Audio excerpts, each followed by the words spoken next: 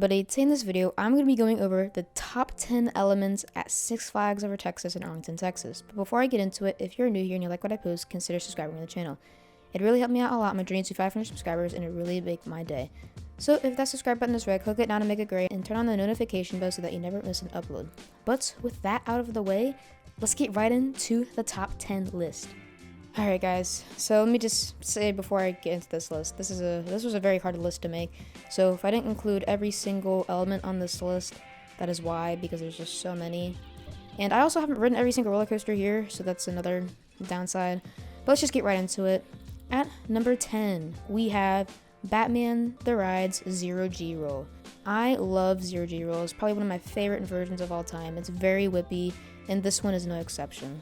It comes right after a vertical loop, so you get literally no break from positive G-forces coming out of that vertical loop, and you go right into the Zero G Roll, and it is just very fun.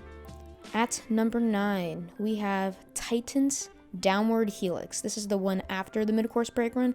This is a very, very intense moment, and I actually grayed out on this moment. I lost all of my vision. It was completely black. It was so cool, and it was a very, very awesome experience. At number 8, we have Mr. Freeze Reverse Blast Launch.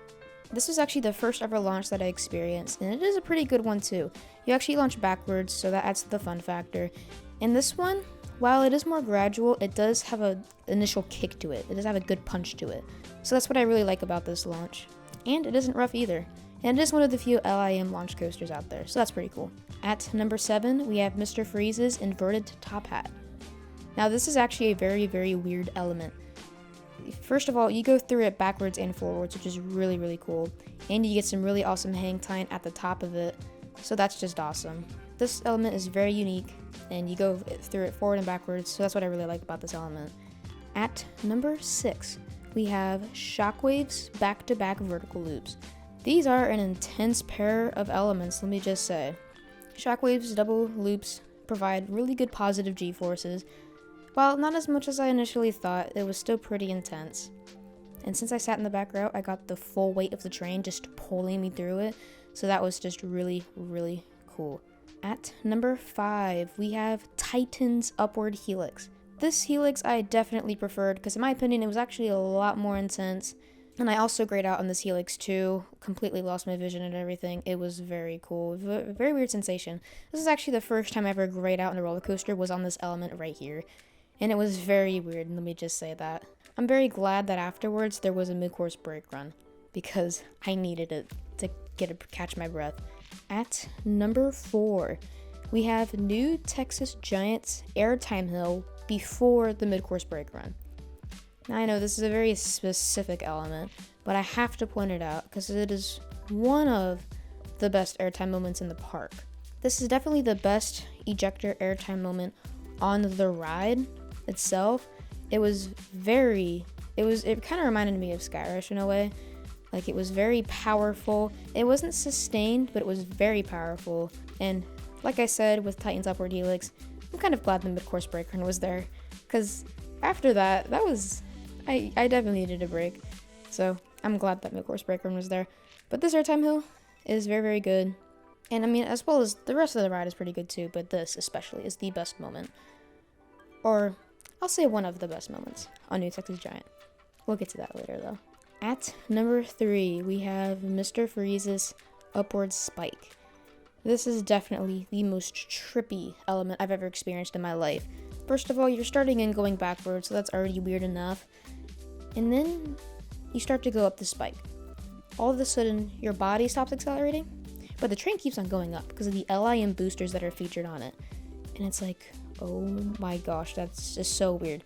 It was like very weird because all of a sudden when your body stops accelerating, you're just being pushed up by the train, and it's so weird. And all of a sudden, zoop, you get zoomed right back down to the ground, and it is just a really, really cool experience.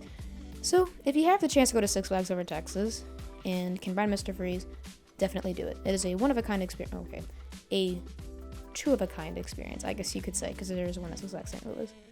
At number 2, we have Shockwave's Valleys. Yes, I know this is kind of a weird one, and these really aren't elements, but it's still part of a ride that I want to highlight that I think deserves the second spot on this list. So What I mean by shockwaves valleys is these two dips in the middle of the ride that for some reason in the back row, which is where I rode, give insane ejector airtime. It is, I don't know why or how Schwarzkopf profiled these to give such great ejector airtime, but they did it, and they did it well. I thought I was gonna fly out of my seat and everything. It was just so weird. You wouldn't expect it on a ride like this with so many positive G-forces, but yet here we are at the number 2 spot.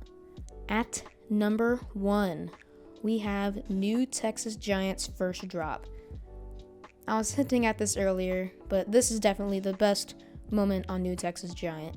You have great ejector airtime in the back, it's sustained, and you do get a little bit of a twist on the drop, so you do get like a little added bonus of ejector airtime if you're sitting on like the right side of the train, which I thought was really cool. And that's something I did notice. I got like a second pop of ejector during like down the middle of the drop, kind of like Skyrish, but not as like intense.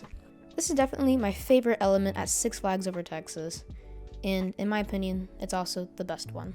But that's all I got for you guys today. Thank you all for watching this video. Do you agree with my list? Let me know down below in the comments. And if you're new here and you like what I post, consider subscribing to the channel. If you like the video, drop a like down below. And if you want to join the Great Bear Productions Discord server, the links will be down below for that. But that's all I got for you guys today, and I'll see you all later.